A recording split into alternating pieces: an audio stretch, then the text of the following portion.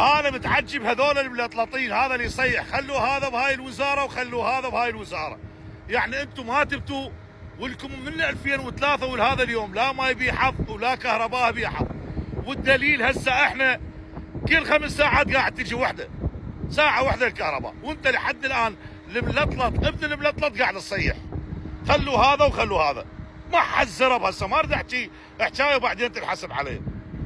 شوف العالم باع التطور، باع النظافه، باع الاجواء، باع القطارات، باع هاك شوف شلون هذاك طريق السفن، هذا طريق القطارات، هذا طريق السيارات، باع القطارات وين؟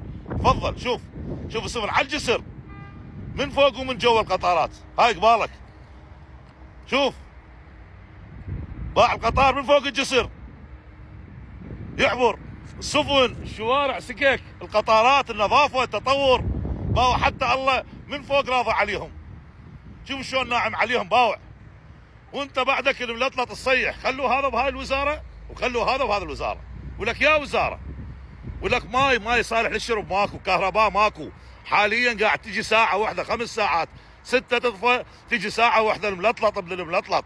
هسه ما اريد اغلط على هسه شلون احكي ما اعرف، والله العظيم تعبت بالعباس تعبت.